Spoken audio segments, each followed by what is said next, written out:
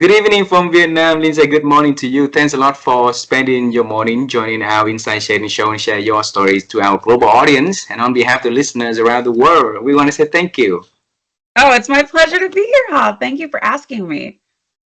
In your years of corporate life, you travel so many countries, but not yet to Vietnam. So make sure you put our country into It is your bucket list. it is Okay. on the list for sure.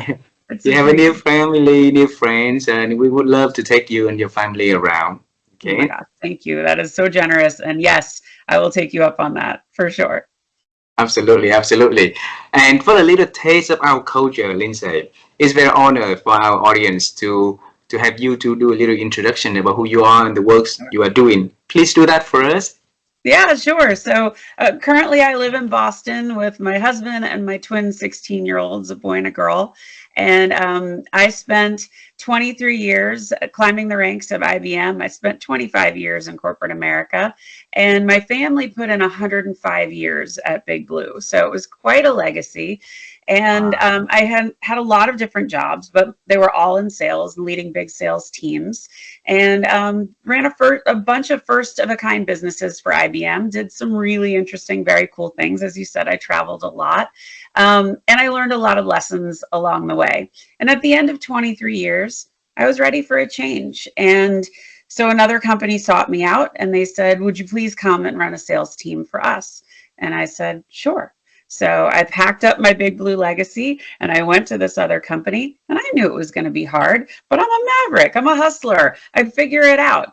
And in 6 months' time, they fired me. Oh, And I was devastated. I was gutted. I was so sure I was the only executive to ever be fired on earth, which is not true. But at the time, I was deeply hurt. It was very personal. And I couldn't talk about it for about a month. And I asked myself three questions at the end of that month. First question was, what do I love to do?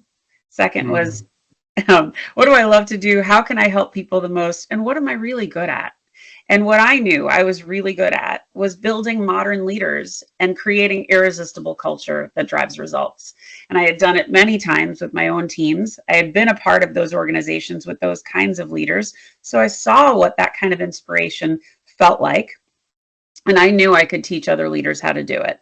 So I started my own company, and that was called Heartbeat for Hire. And that was 2.5 years ago. And in that time, I wrote my first book, Top Down I Culture. know. My second book just came out a couple weeks ago, Voices of I Women, which is know. an international anthology. I have a podcast, which is in the top 5% globally. I coach, I keynote, I teach LinkedIn workshops, and a bunch of other things. It was not a straight line on this entrepreneurial journey, but it's been an absolute joy and a thrill. And I feel like I'm doing very intentional, purposeful work that's really trying to make a dent on changing leadership as we know it. Beautiful, beautiful. Lindsay, as I said earlier in the conversation, we appreciate the work you are doing because leaders need help. They are good people and they didn't get the lessons on how to That's build right. better culture, so they're really good at what they do, but there are areas they lacked of. And then the people, Yeah. the works that you and the other amazing people out there to help them to fill that gap, to fill that bridge, and create a better culture for the employees to enjoy the workforce again is very important, right? Yeah. And so they, when they come home, they have a that the discussion on the dinner around the works, how beautiful works is, it build hope for the next generations. It's very important. So thanks a lot for doing that. And in this conversation, we're gonna travel time together. We're gonna examine the journey that leading to that pivotal time for you to make great things for others. Okay. So would you like to travel time with me? Of course. Let's do it. Okay. When I was little, I always wanted to become an astronaut. So, but life didn't give me any opportunity to do the works that I love doing. Right. So it took me to a very different path. So I want to travel time with you to when you were very little, when you first have a dream about your future self, the works you're gonna do to this world. What was that dream? Well, it's funny.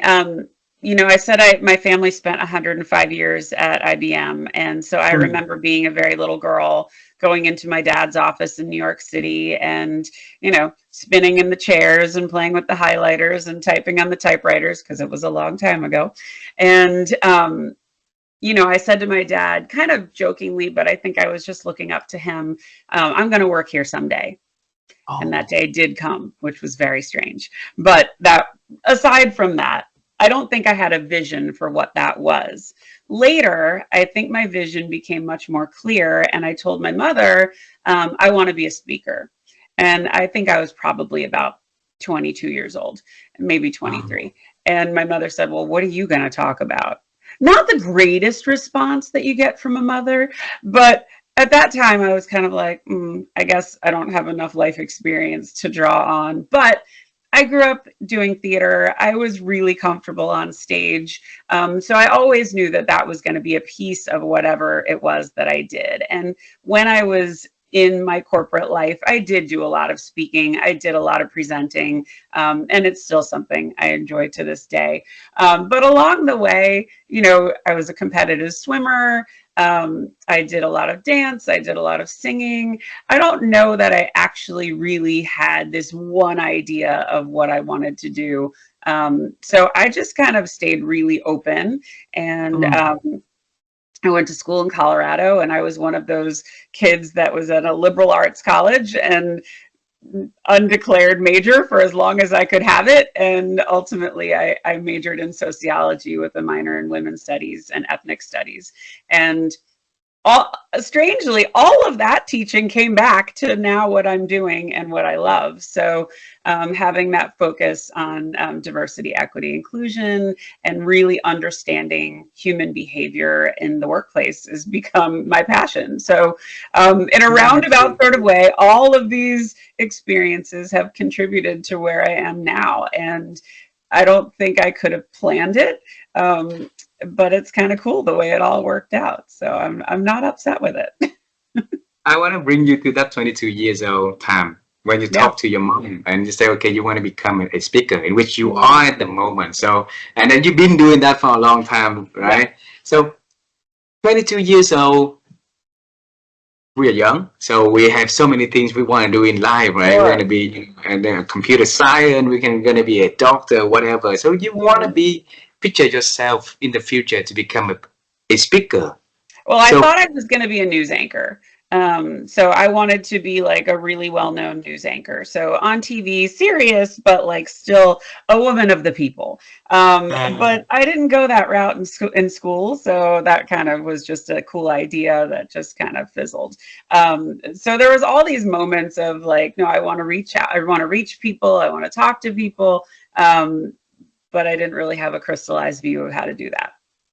and the little girl, 5, 6 years old, went to the New York office, sat on her father's desk, and rolling around, said, "She's gonna work for IBM one day, right?" Yeah, I And then did. That's spent good. 23 years amazing at IBM, and Mhm. started as a rep person, a salesperson, and then moved Yeah. all the way up to the ladder to become an executive.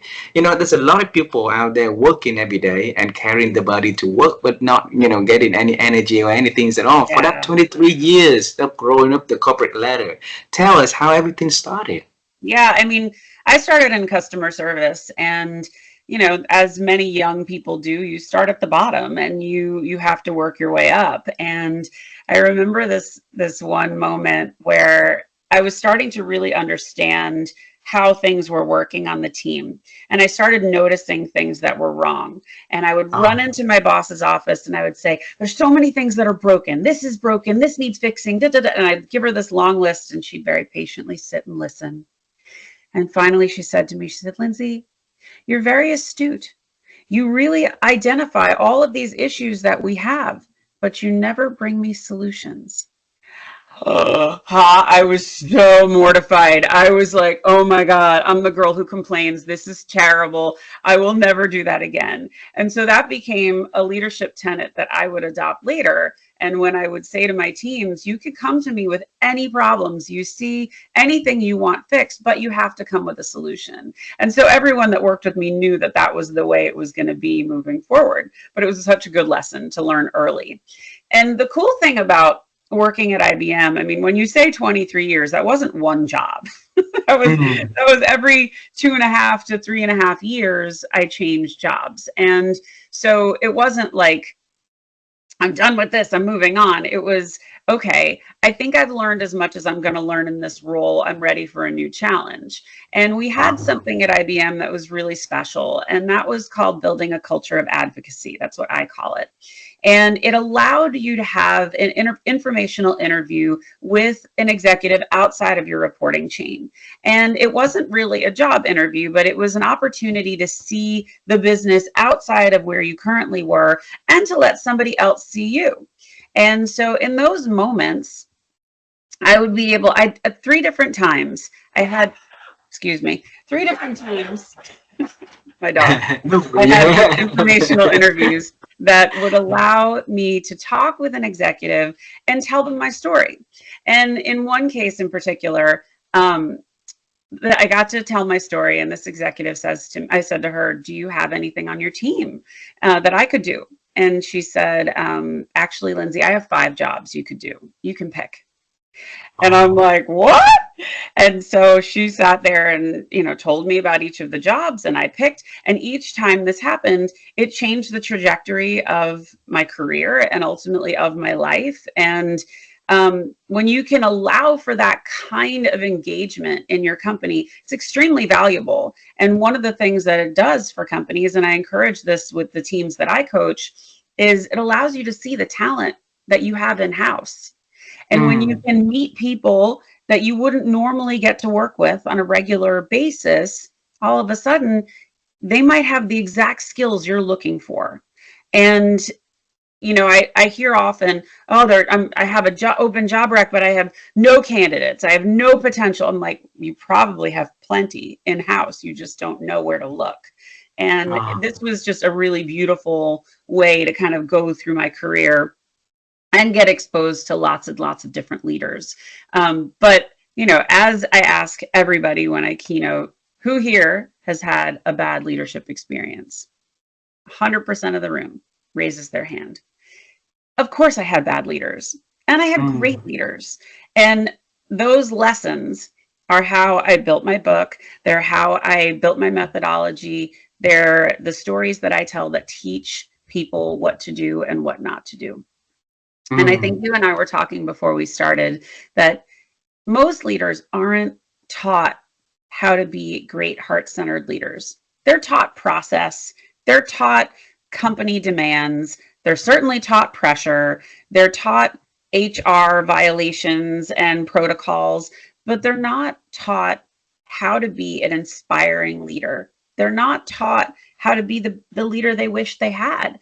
And it's that simple, huh? If you say to Mm. someone, be the leader you always wish you had, it makes them stop and say, yeah, I don't wish anybody ever said what I just said to somebody else. It makes them rethink their Mm. position. And I think that's why I do this. I want people to understand what good leadership looks and feels like.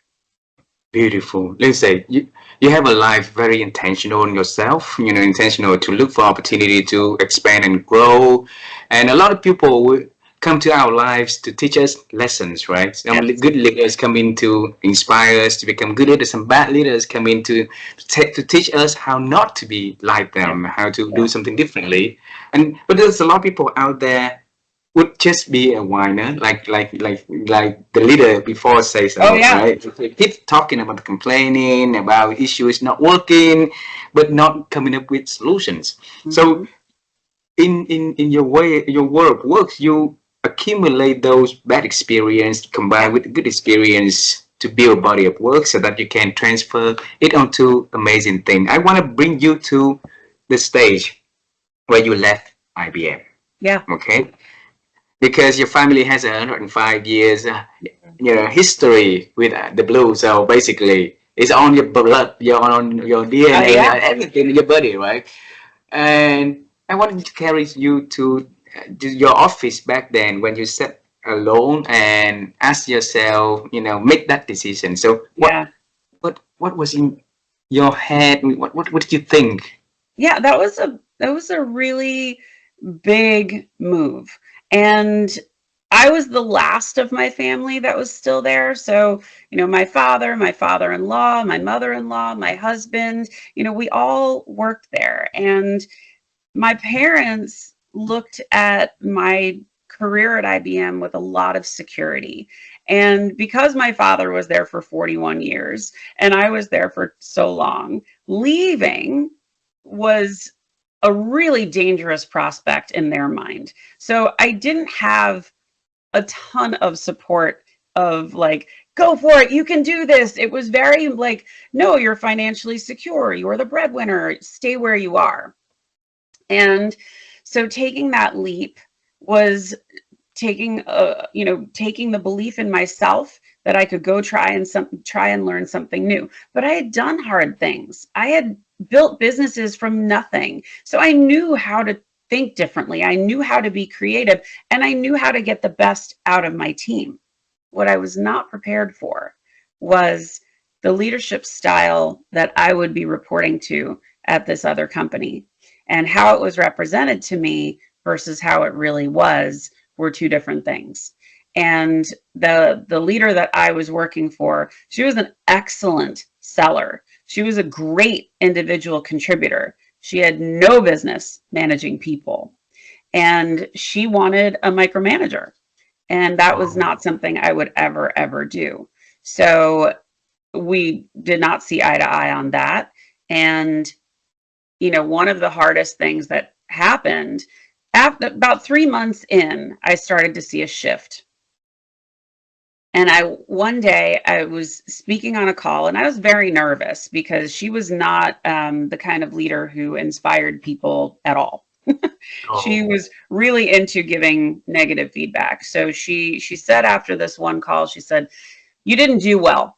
I don't like how you represented yourself. You didn't represent the company well. Do better next time." How do you think I did next time? I was terrible. It was terrible. All I could focus on was the words coming out of my mouth. I couldn't rely on my sense of humor, my ability to read people, my instincts. All of that took a back seat because I was so worried about everything that I wanted to say. So of course I did a terrible job. And it went downhill from there. And I was not sleeping. I was so anxious. I was second guessing myself, which is so not who I am. And had I not been fired, did I get to that part yet? Did I tell you this part? Yeah, I did say I was fired. Had I not been fired, I would never have done any of the things that I'm doing now. And that was the shove out of the nest that I needed. It was devastating. It was so painful, but it was so important for my journey. And those lessons that I learned from that leader would be repeated many times in how I teach what not to do and what to do. Now, did I have bad leaders at IBM? Of course I did, but I mm, also had great ones. And so I use those stories to create, opposition of what this is the tragic, this is the worst, and this is the best, and this is the ideal.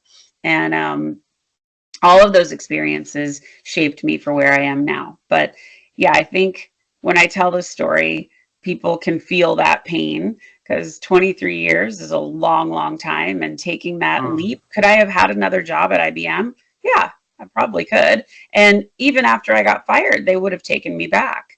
But I took mm. that moment to say, no, I want more for myself. I want to do something I really love. And so Wow. that was hard. That was really Wow, wow. Lindsay, there's a lot of people talk about transformation moments, right? yeah. And not a lot of us who have the lucky in life to really experience that transforming moment. Yeah. So bring me to the moment that Lindsay decided, okay, I'm not gonna go back to corporate world. I'm gonna start my own business. I'm gonna Yeah. do this and that to transform the works for other people who are, joining the workforce. So Yeah. bring us to that moment of changing, of transforming, and Yeah. tell I, us what was in your head.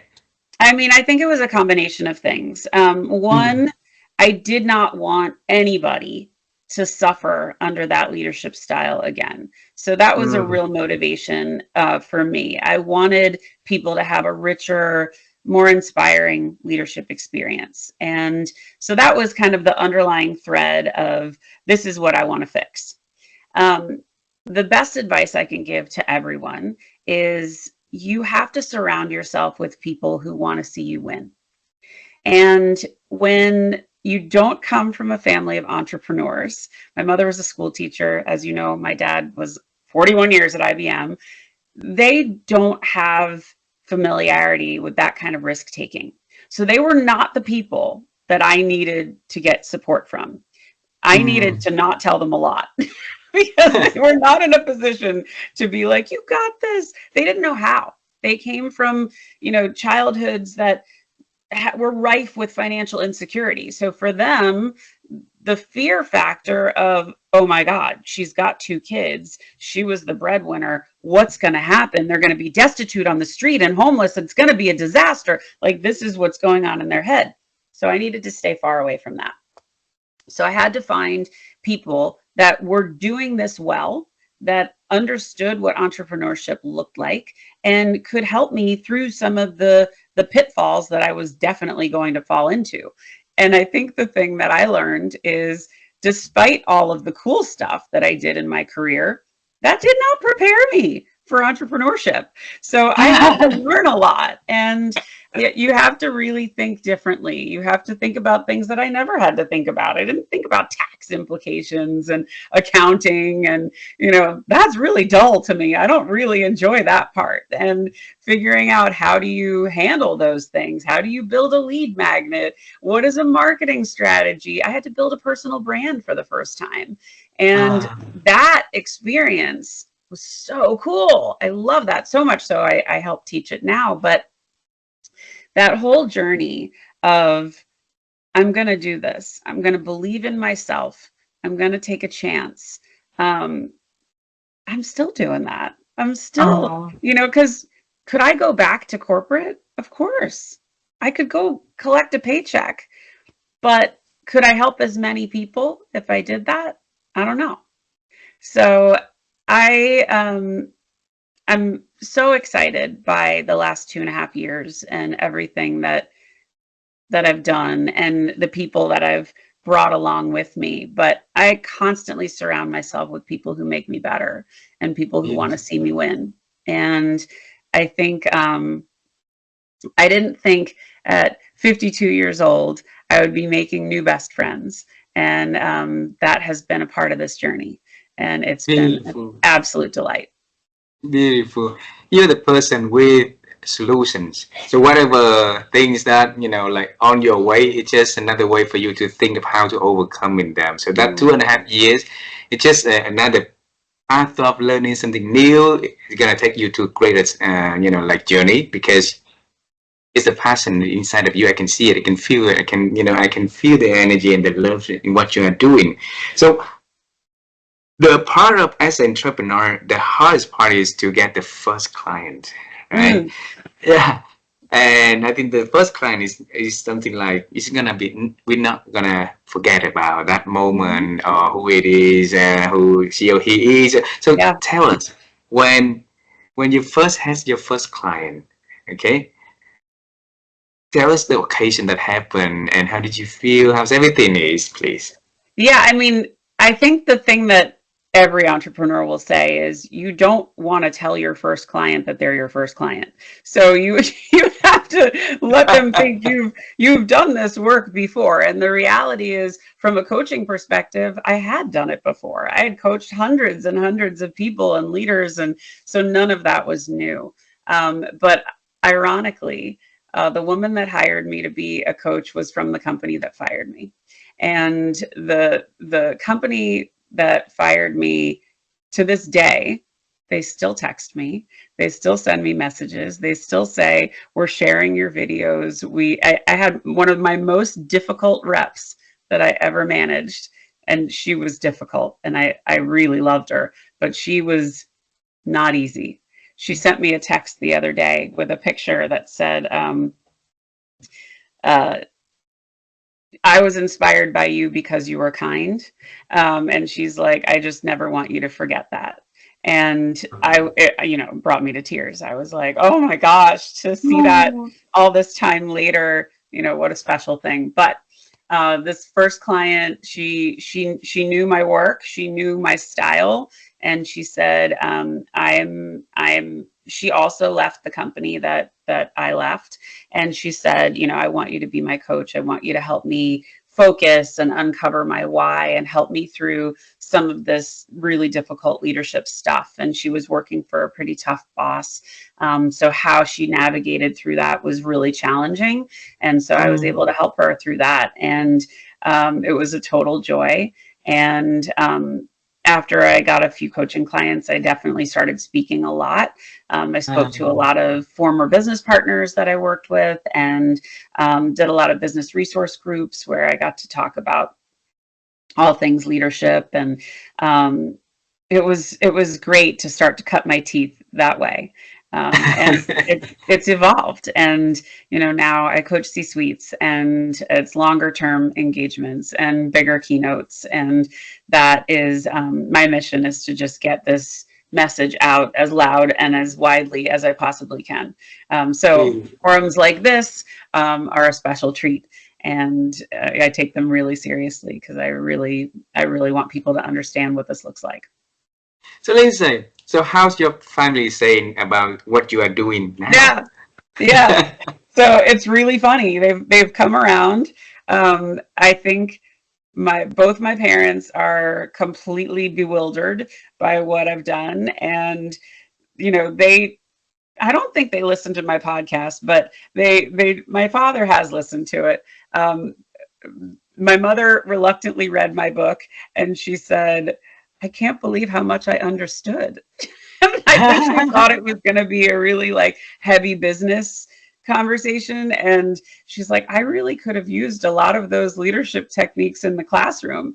So they are proud and impressed and cheering me on, and both of them scratch their head and say, we just can't believe what you've done. So they're very, very inspired and excited about it. I don't think I think they like a straight line. They like to know, if you do this, then you get this. And in entrepreneurship, you get lots of different opportunities, and it's not a straight line. It's very squiggly. And I get invited to boot camps to help teach. I get invited to teach LinkedIn workshops to teams. It's not necessarily the straight coaching or speaking, but I'm not going to say no to these opportunities, because it's an opportunity to meet more people, to connect with them. And after these LinkedIn workshops, they'll be like, I want to spend more time with you. How do we do that? Can you come back and coach my team? Can you coach me? Can you coach my other leadership team? There's lots of opportunities that come out of these little moments, and special. It's fun. That's how I know it's working, when those come out of these simple things. Wow, how beautiful. Lyndsay, I interview a lot of executives around the world. Besides this podcast that I do, so I interview CFO, CEO, VP, and a lot of them. So the two things that they normally I found commonly from them that they regret not doing, yet doing. One, they've been leading organization, big multi-billion businesses, right? So they've been successful in doing that, but they always wanted to run their own business. Yeah. They're yet doing it. Okay. Second was they have so many stories to share, so many experience that they want to pass to the next generations, to others, by writing the book or many books themselves, but they're yet doing that also. Yep. So you accomplished both of them. I want to congratulate Thank you. So we understand about the book, the business already. Let's talk about the book, because that is another thing that a lot of people would dream of writing. So since when Lyndsay decided to sit down in front of the computer and start writing the book? The book was not something I planned to do. The publisher reached out to me and said, I want to tell your story. I think it's really important, and I want to help you write this book. Wow. And I was, of course, flattered and excited. And um, the part of the reason I loved this publisher was their process was a little different than anything I had seen before. So we focused first on the marketing. Who are we writing this to? So when I write, you feel like I'm talking to you if you are my audience, right? So it was Oh, to C-level executives and executives. That was really who I was writing the book to. And then the back end was PR. So it was important to not just write the book and put it out there and cross my fingers and hope people were going to buy it. It was, okay, how do we support the book? How do I get on larger stages to make sure that people know about it? So I did some press in Australia. I did TV and radio and podcasts and all of that stuff to support it, and a ton of written articles and a bunch of well-known publications. But the process of writing the book itself was really unique. And wow.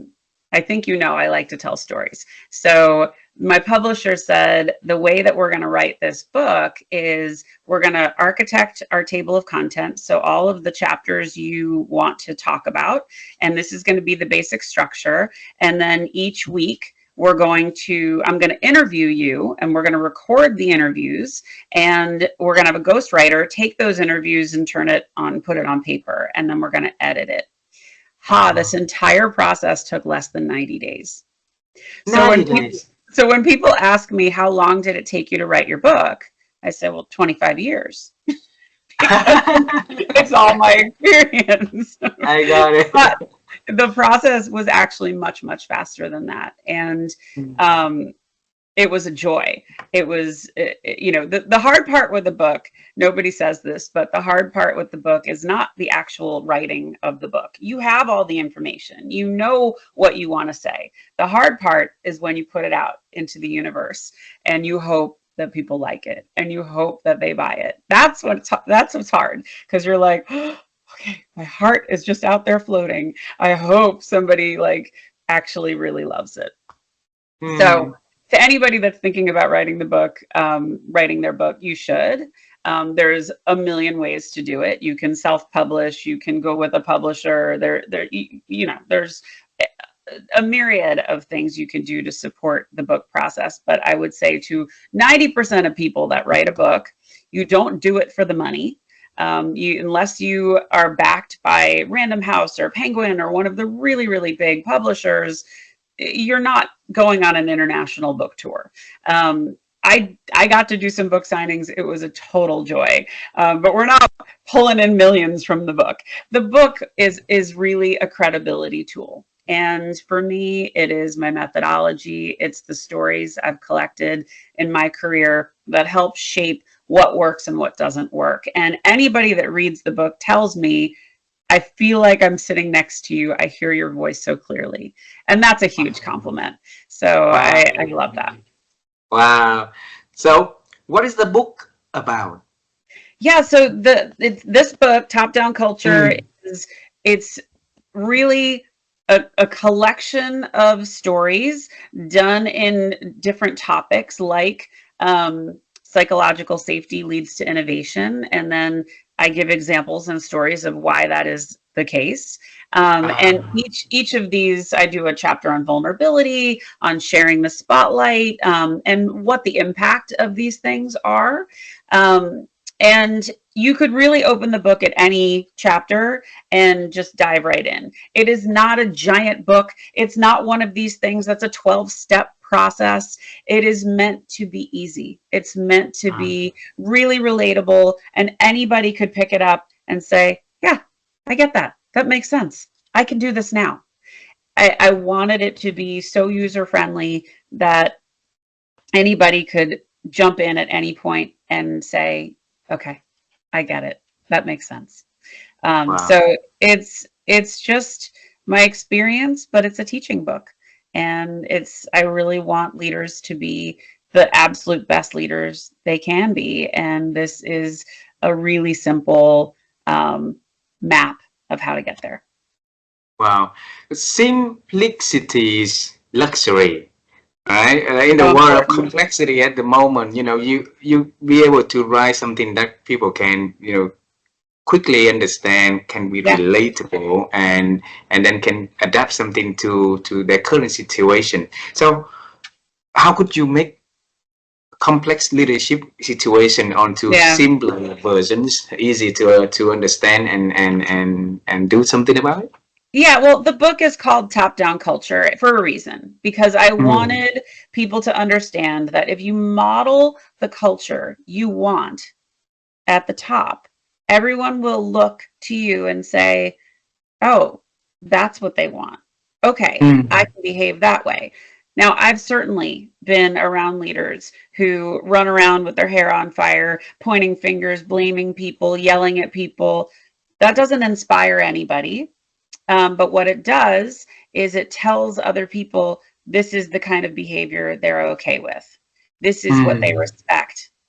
And so if you aren't told, I have a friend who was the CEO of his company, and he said, we are going to be a 100% transparent organization. We are really going to be heavy on EQ, and we are really going to spend time working on, how to inspire each other. His culture was beautiful, absolutely beautiful, but he modeled it at the top, and everybody followed in kind. He said there was mm. one person in his entire tenure as CEO, only one person left the company. And do you know what Wow. happened when she left? She got an offer from a competitor, which was an offer they couldn't match. And instead of saying, "Well, good luck," he said, "We're going to celebrate her."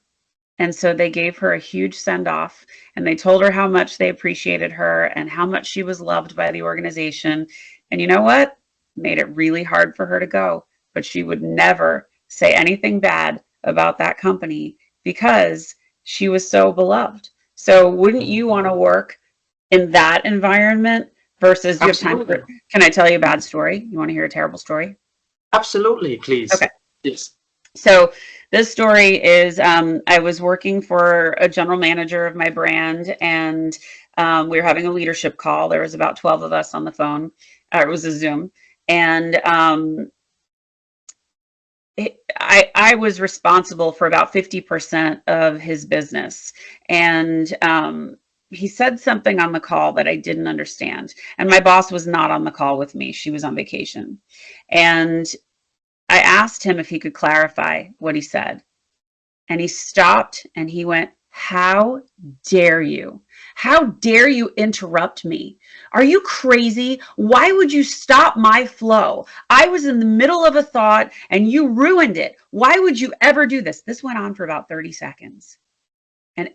everybody on the call is mortified.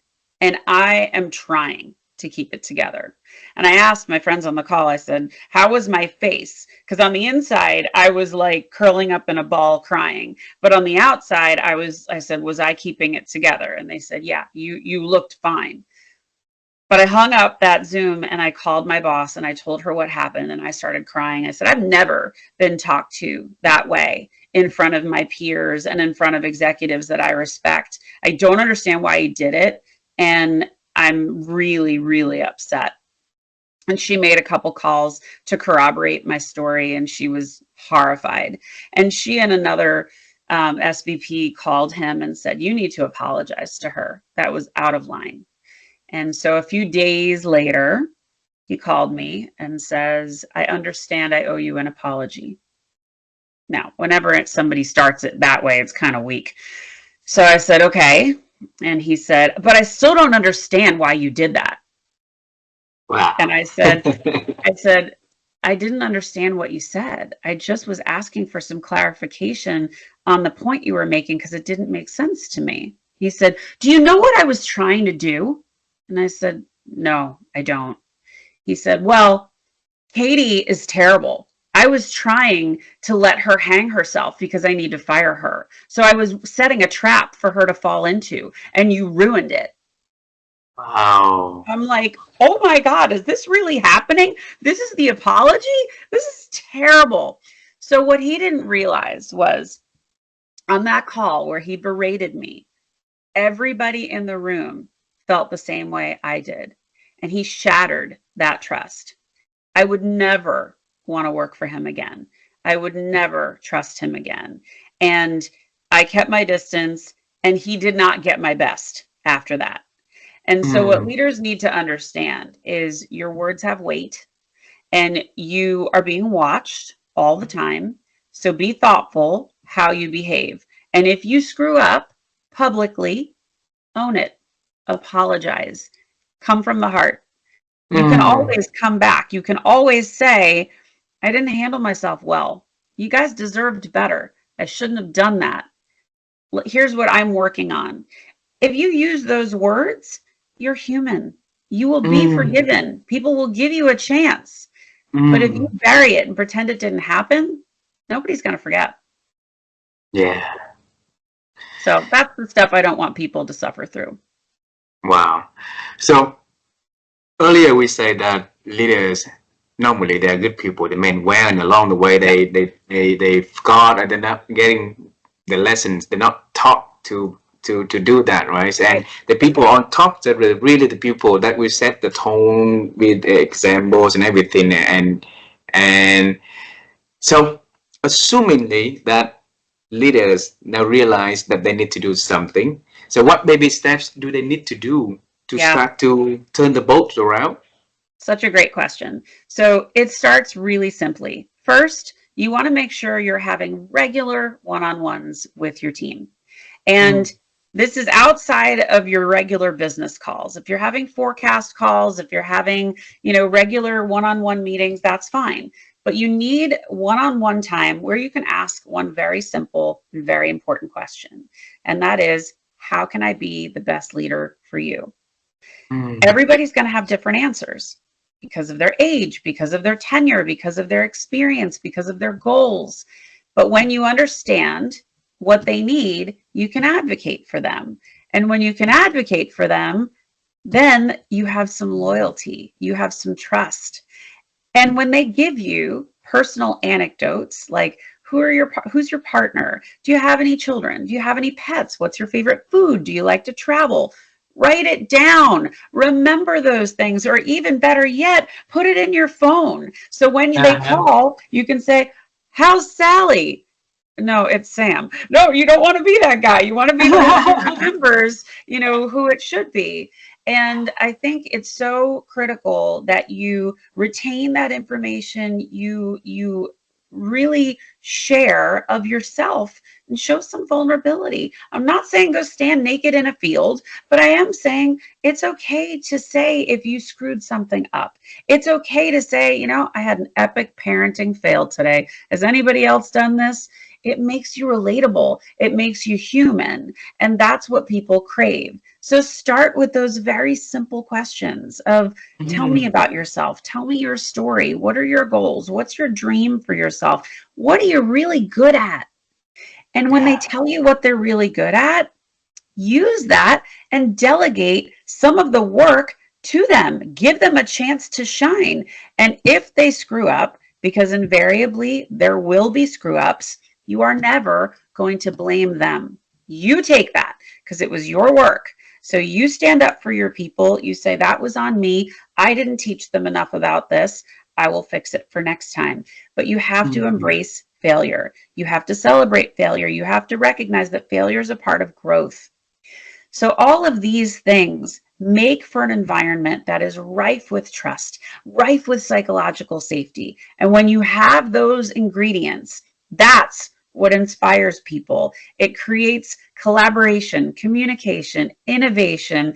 All of the good things come from that safe space. And I've done wow. this so many times with my teams. And I will tell you, we have come up with the weirdest things, the coolest things, the most innovative, different stuff. And we crushed our numbers every time because my team felt safe to do things they had never done before.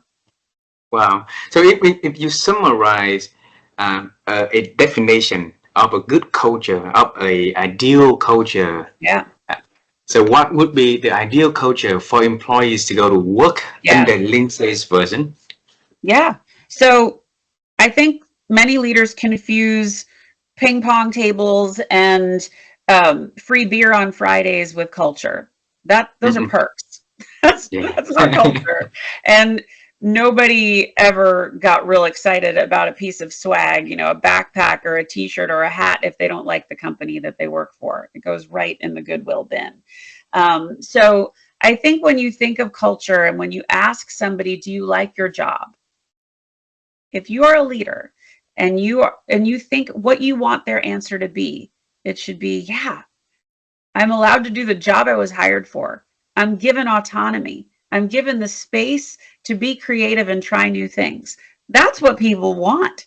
People want Mm. that space to do the job they were hired for. They want that opportunity to shine. And not everybody wants the same thing. Some people don't like recognition. Some people just prefer money. Some people just prefer, you know, don't put me on a stage, but you can give me a shout out in the next newsletter or on the next team call, please, you know, share my name. But people want to be treated well. And when you Mm. ask people, do you love where you work? Most leaders want them to say yes, but culture is a feeling. And if in the example that I talked about with the GM, how do you think I would have answered that? Mm. I would have probably told you I loved my team, I loved my managers and the people that I worked directly for, but there was a big problem at the top. And I was only safe in a small space versus a big space. And what's really interesting, Ha, is I worked for incredible leaders who created this wonderful, wonderful space for people to thrive. And everybody was very jealous of our team because we Mm. had people that would just go run the mile to do whatever we could to make our environment so great. But I'll tell you what happened. This one boss, Adriana, who I love dearly, she promoted me twice. She was at my house for Christmas one year and she says, I have to share something with you. And I said, what? She said, I'm leaving. And I went, Oh. oh my gosh. Okay. And it, you know, I took so much wind out of my sails because who's coming in to take her place? And so they replaced her with this woman. And I was responsible for more than half of her overall business. Do you know how long it took her to talk to me once she took the Oh. job? 4 weeks. 4 weeks. That's Wow. And terrible. you, It should have been and 4 days, and that even would have been bad. But 4 weeks, and by the time she got to me, I was so exasperated and I was so frustrated that she didn't care about my people and she didn't care about my team that I started to cry. I'm like, don't you understand how important they are? Don't you understand the work that we do for you? She's like, why are you getting so emotional? Oh, ha, the all of those brilliant vibes that we had with Adriana left because that new leader came in with no interest in what we had built. So my advice when you're going to be a new leader, go on a listening tour. Go and talk to the other leaders. What's working? What's not working? Give me the lay of the land politically. Who do I have to watch? Who's trouble? Who's good? What things would you like to fix? And what things were you doing really well? When you do that, first of all, you're earning their trust and mm. you're getting enough intelligence to know who you can count on. So you're not in it alone. You want people in the boat with you. But you're also recognizing, okay, that's an area that clearly needs some attention, and that's an area I need to leave alone. But she did none of Mm. that. And so one by one, like rats fleeing the ship, we all left because Wow. we could not be safe in that environment anymore. Wow. It's just so Wow. important. See, Lindsay, those experience, those stories are very powerful, meaningful for leaders to listen to think Yeah. and reflect, right? And thanks for doing that. So, in case of our audience, the listeners to the program would like to reach out to you, where's the way for them to do that? Yeah, so my website is heartbeatforhire.com, but I'm very active on LinkedIn, so please connect with me there. That's where we met. I'm on all the socials, so I have a YouTube channel with my podcast, and all of my socials are Lyndsay Dowd H4H. So Right. All right. Thank you. Two last questions before we say goodbye for today. For now, okay. My wife and I, Lindsay, we are on the quest to help people to improve their ability to think because we believe that if we think well, then we can do well, you know. And but in order for us to think well today, there's so many distractions, so many different things that make our thinking capability is derailing, so diminishing. And every chance I got to talk to amazing people, I will ask the same question like this: Mm. how have you been improve your ability to think over the years? Yeah, I think I got very intentional. And Mm. this really started during the pandemic. I got very intentional with who was in my life, both friends and colleagues, and where I spent my time. And I think I was, before the pandemic, I was really kind of doing things that people wanted me to do. And I didn't necessarily feel the same way about it. And I stopped that. And I started really listening to my heart and asking myself, is this something that fuels me? Is this something that's healthy for me? Is this something that is going to recharge my battery? And are these people that are going to lift me up? Is this a space I want to be in? And those Mm. same kinds of questions rang true for my work.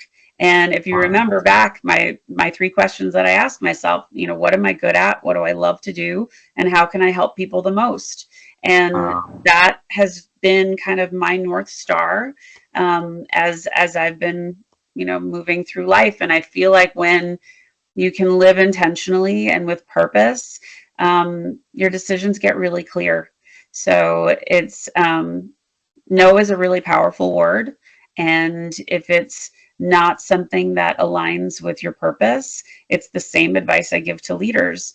Are you living with your company values? Are you directing those company values, or have you gotten so far away from it because of the pressure that you need a reset? And many leaders Mm. do. So yeah, just kind of always coming back to your heart, always saying, how am I making people feel? And when I'm focused on that, the results come. They always do. There's also saying that if you do from what your heart say, you're never wrong, right? So thanks You for got it. sharing that. You got it. The last question is about the future. It's not fair if we Mm. don't talk about the future. We knew at 5 years old you already wanted to become an employee for IBM. Yeah. Then 22 years old, you would like to one day to be a speaker, and you do it now. And you have a phenomenal career journey with all the good and the bad and the ugly and stuff like that to accumulate your work experience for you to help people Yeah. to leverage those lessons and make it the powerful tools for them to become better leaders, right?